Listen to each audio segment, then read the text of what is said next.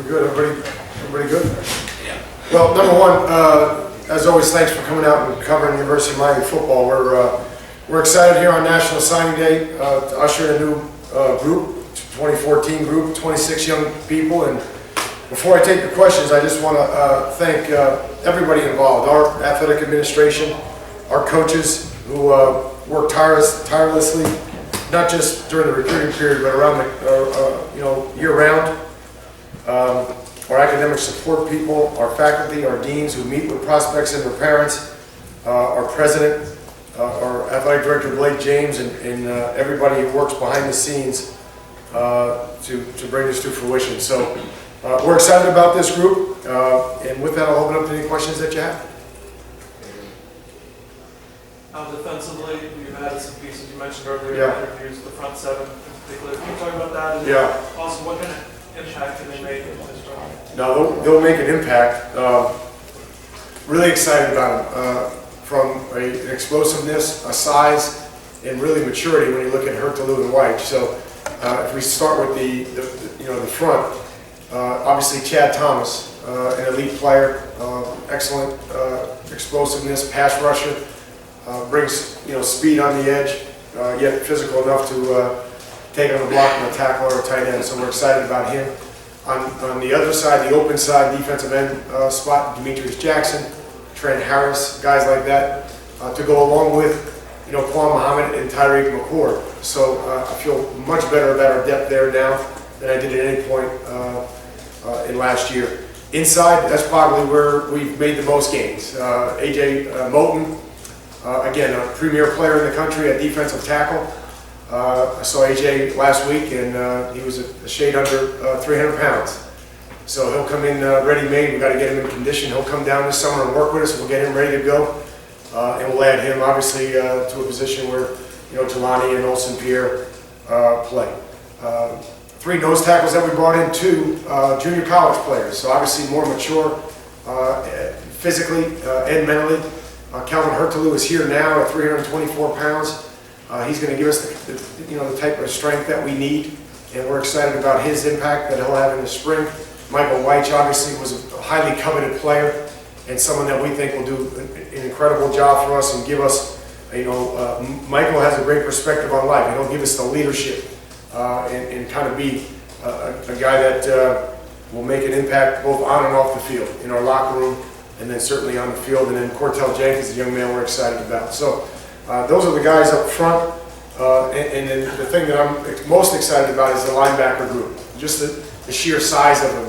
Juwan Young is on campus right now at 240 pounds. Darian Owens, he's 6'2". Darian Owens is 6'2", 6'3". And in that 230-pound range, we're excited about him. Michael Smith, another young man that obviously, we thought, the world of. Terry McRae, a very sought-after player at Blanche Ely, and a guy again who's 6'2.5", 6'3", 228 pounds. So very big physical group of linebackers. Trent Harris and Demetrius, are kind of swing guys. They can play Sam or what we call the rush in our system. So I think that's pretty much the breakdown of the front seven. Before we move on, did I miss anybody in the front seven, guys? I think we're pretty good there. Okay, any other questions? Coach, can you talk about, I guess there's 2 kids who maybe could be athletes or could play different positions. Njoku, I guess, receiver or tight end, where do you see him? And then Gray, he's official now, so I guess can you talk about Gray? Gray's a guy who can play wide receiver for us. Gray can actually play running back too, in addition to obviously what he did with the ball as a quarterback. So we're excited about it. He's another guy who came to camp, and I fell in love with him after about 10 minutes. So we're really excited about him. And Njoku is a big athlete. Obviously, he's an ex-wide receiver. We'll see where he goes with his body. He's about 218 pounds now at 6'4", but certainly has the ability to be a guy that we can move around from X or to H and put him in space. Coach Brad Kaya signing his letter of intent. Yeah. How do you, what is he going to bring to the table in terms of the quarterbacks on this coming team? Yeah. So as it relates to Brad, number one, he's always been a winner. But now he's a champion, and he's coming out of this year with a lot of confidence, and he's a young man that stayed with us throughout the whole process, even though everybody, SC, UCLA, everybody started going in on him, going back in on him. And so we're grateful to him and obviously to Brad Sr. and Angela, for their loyalty. And this is a fine young man now. He's 6'4". He's got a big arm. Everybody that I knew out at the Semper Fidelis game said that he just had a great week. He's very bright, and this is a young man that came and visited us, 11 months ago now. Just as we were beginning spring ball, and you could tell right away just by visiting with him, just how bright he is. So he came to camp. Really a guy that we challenged in camp, and he did a great job there. So we're excited about Brad. He's a winner, he's a leader, he's smart, and he's got the tools to go along with it. Malik Rozier is another quarterback that we're bringing in this class, another kid that you should get to know because he'll be playing baseball for the Canes, and Jim Morris, in addition to playing football. This is a heck of an athlete, and a guy that we're excited about. Big hands, strong arm, excellent mobility, and a guy that, it's easy to say because he's athletic that, he might be a guy that can run the ball more, but the reality is he can throw the ball in the pocket really well. But he also gives you an extra element of being able to escape and make plays with his feet. And both those kids, really, really good kids, winners and smart football players. Al, you guys lose a couple offensive linemen. It was such strength for you guys last year. Yeah. What about getting the two guys on campus early? Huge. What are they going to be able to Huge, bring? man. And again, man, they are who we thought they were. And that's the biggest thing with recruiting. It doesn't matter what anybody says, the services, the stars, are they what you thought they were? And Trevor Darling and Casey McDermott are exactly what we thought they were in the recruiting process. Those are two young men that are going to be able to help us right away. We've already seen the gains that they've had in the weight room over the last 3 weeks. They're both smart, they're tough. They're guys that just go and work every day, that get after it every day. Couldn't have two finer families to be associated with the University of Miami than those two families. So excited about those two guys. Matt, we're going to continue to look. We may need to get another offensive lineman in this group because I'm worried about the numbers. I'm not worried about the quality of it, though. Nick Linder, again, Brandon's brother, is going to come in and play center for us. And again, at 275, 280 pounds, coming in and again, what I say about Nick, I already said about Trevor and KC. They're all from that same cloth. They're going to work, they're going to scrap, they'll be in the weight room, they'll put in the hours, they're smart. And again, Nick is no stranger to any of that coming from St. Thomas. So excited about that group. Again, probably we'll continue. We don't have much room. We're basically at our max right now. Maybe we'll have one spot, maybe two. But certainly offensive line is a spot that I will continue to look at, the staff will continue to look at, just because our numbers overall, Matt, at that position are not great. The quality I like, the numbers are not great. Where else do you see maybe on the roster you might look to add somewhere else? I don't know. I mean, I feel really good about it. I mean, I'm excited about it. I'm excited about what we did. We needed to go out and get two safeties. We did that, and we think we got two great ones. Kai Hester had everybody. At a St. Joe, it wasn't St. Joe's, then he went to DePaul, out of DePaul High School. We couldn't be more thrilled with a kid that comes in, that played multiple positions in high school, that runs the alley, that can strike. He's smart, he's got good ball skills, he's explosive. We're excited about Kai Hester. Marcus Gayot, another young man. Both these kids are big, both big safeties. Gayot's another one who's physical, and you watch his tape.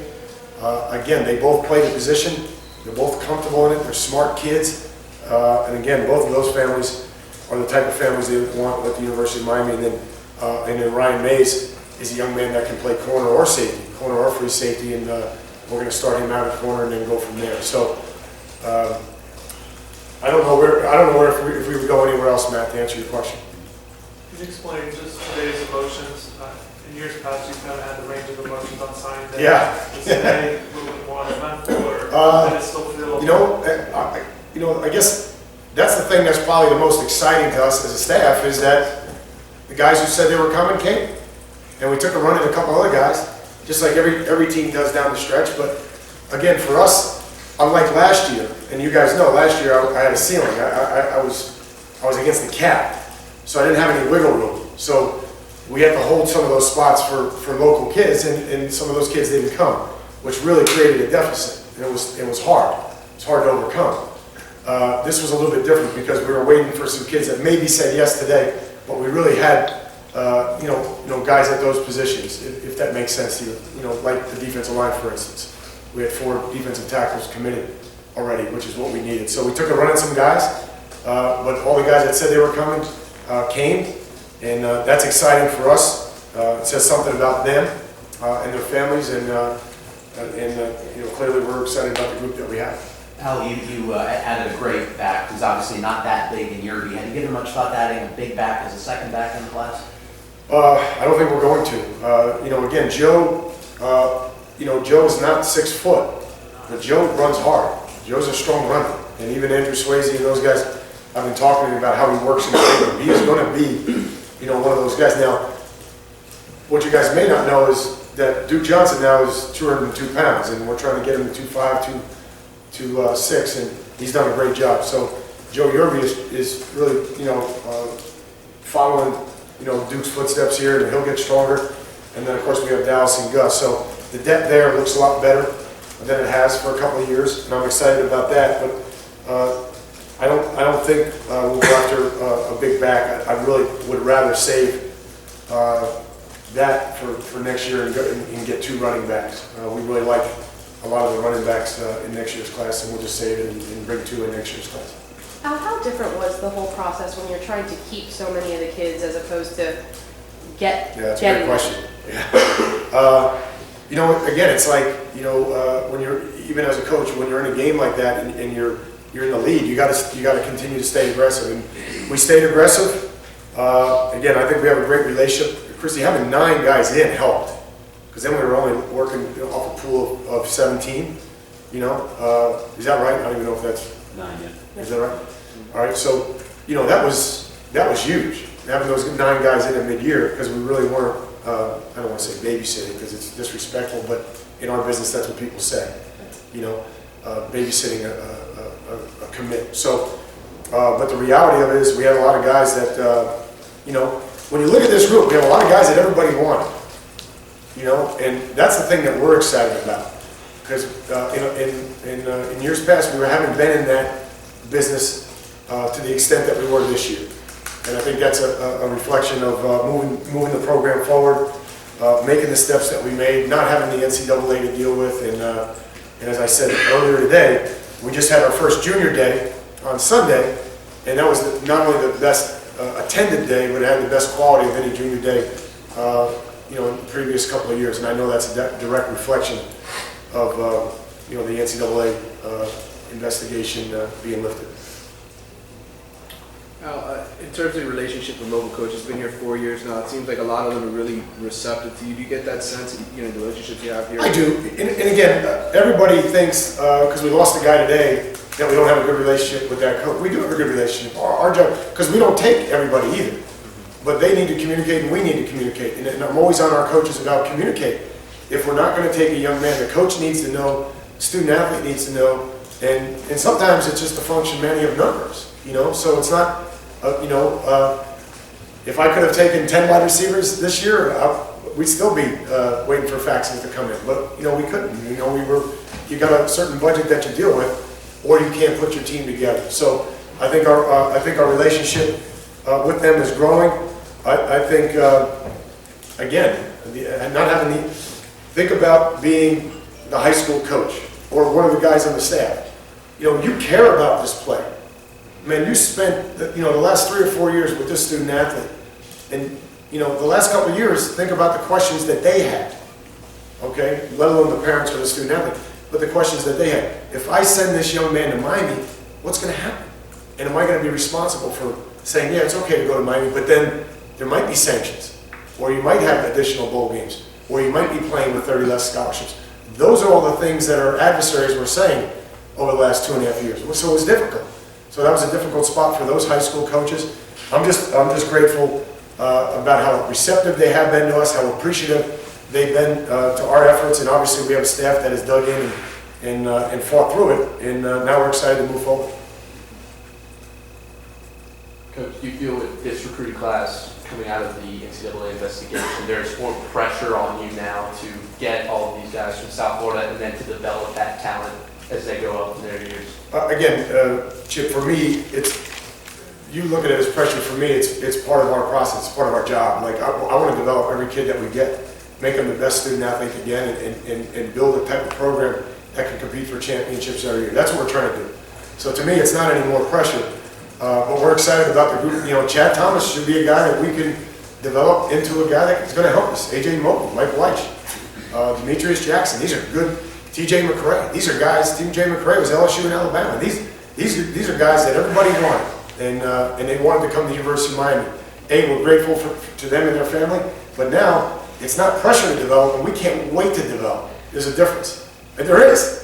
No matter what you say, there's a difference. We cannot wait to get TJ McRae down here and say, okay, all right, you're our Mike linebacker. We want to teach you Mike and Will and get you in the weight room, show them our system. And I feel like that about so many guys. There's a kid from South Aid that, man, this guy has had our eye for a year and a half now. And he was kind of under the radar. And I don't know, they ended up winning a championship. He was one of the reasons why. But Tyree Brady is a guy that, you know, I know maybe some other guys were ranked higher in these types of deals. But this is a guy that we were like, man, 6'3", can run like that, athletic. We went after him from the get-go. And we finally, you know, got him back and all that. But so I don't think there's any more pressure, but we are excited. And we are excited that although we can't reverse the fact that when the juniors were freshmen, sophomores, and at the beginning of their junior year, all they knew about the University of Miami was turmoil and uncertainty. We can't reverse that. But at least now with this group, we have this spring and their whole senior year to really show them what we're all about and stop defending ourselves from really something that was indefensible. Alan, could you expand a little more on Chad Thomas and his potential? I mean, you know, there's a lot of, he's an interesting kid, with music and everything like that. You know, on the field, really seems like he has that kind of elite potential. He does. What makes him great is just that, the things that you said.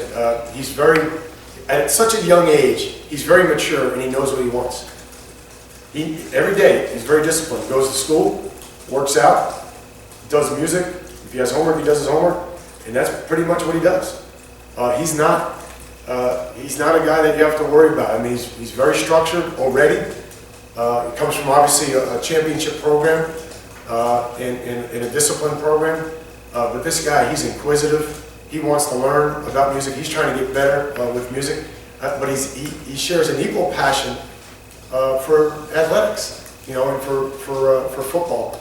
He's a young man who had everybody in the country offer him, okay? But decided to come down here to our camp to get better. And you don't always see that. And he came down to our camp, and whatever we thought of him before camp, he walked out of there and we were like whoa, whoa. And then he went up to Oregon to the opening, and he dominated up there, and then obviously had a great year, and then did the same thing at the Under Armour game. So he's a young man that's getting better right now. We're going to add some strength, add some weight, but explosive and a thinker. You know, if you walk up to Chad right now and say, Chad, give me your best 3 pass rushes, he would tell you, and he would demonstrate them for you. And that's a process-oriented kid. And I think that's the thing. When they can develop that process, they absorb things. And that's what Chad Thomas is. And again, had a chance to spend a whole day with his family, his mom, staff, and you know, his grandparents. It was just awesome day last Thursday with his family. Tight end, you're in pretty good shape, obviously, with Clay coming back in Bo and O'Donnell and Standish Dobart. Yep. Do you look at Herndon as a more of an H-back tight end? Have you looked at that position? Yeah, so Herndon is an H. You know, Njoko is an X right now that could give us some of the plays at H. He wouldn't be a tight end per se, but he can do those things. But Herndon is definitely an H. He played X receiver at Norcross, did a great job catching the routes. Very similar to Clive, except he's going to come in a little bit bigger than Clive. He's going to come in probably at 38. Wouldn't you say right around 35, 38, somewhere right now? Yeah. So he's going to come in a little bit bigger, again, from another great program in Norcross. So we're excited about him. But again, in terms of the numbers, Barry, you know, we were really close to taking another tight end because we didn't know what Clive was going to do. So Clive kind of bailed us out. And next year we need to get a tight end, a Y, and an H. That's going to be important in next year's class. do you feel like with this class, with Malik and with the 2 tight ends and with maybe some of the different players, on offense, do you feel like you can do more on offense? Is it trending that way? I don't know. Well, we have a lot of playmakers back, I mean, we lost Allen.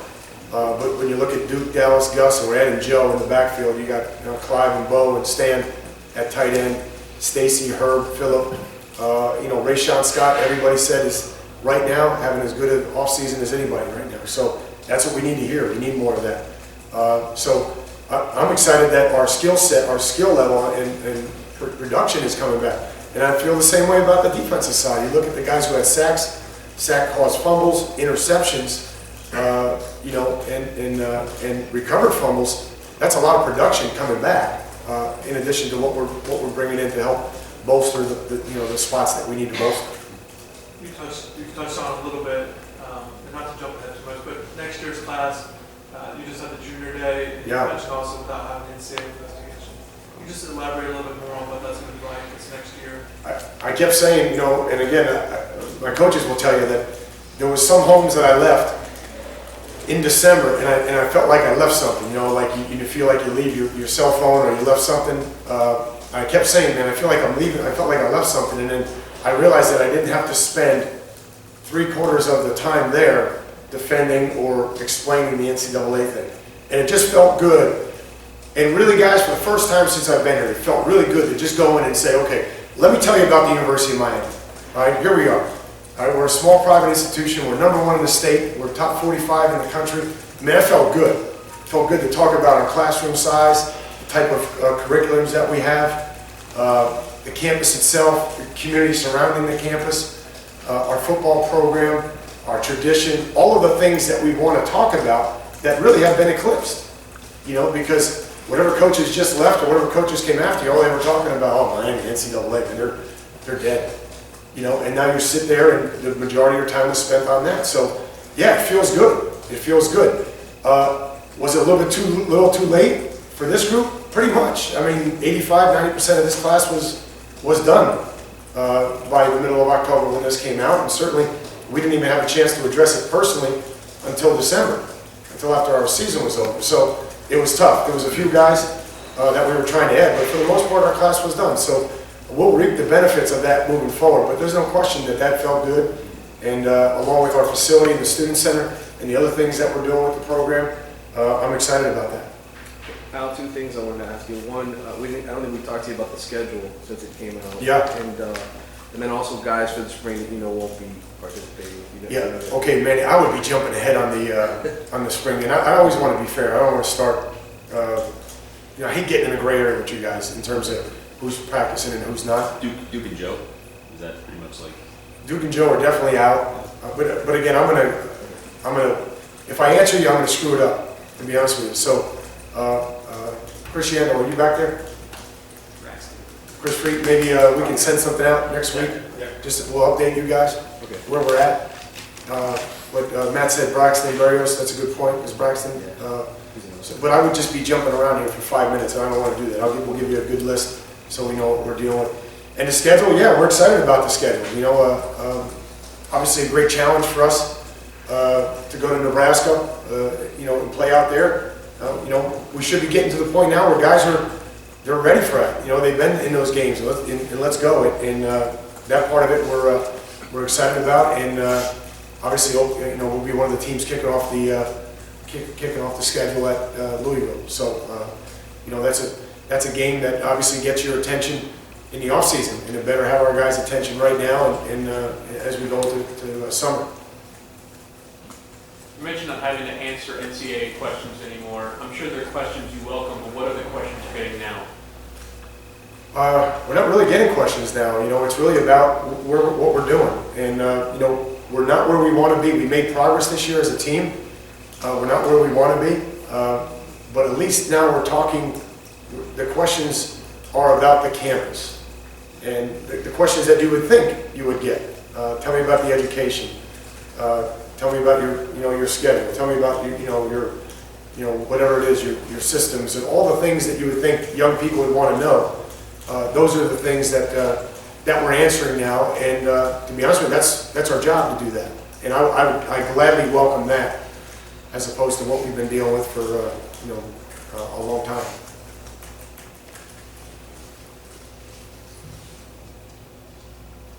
Anything else for Coach? Thanks, everybody. Okay, guys, thanks for coming out. Have a great night.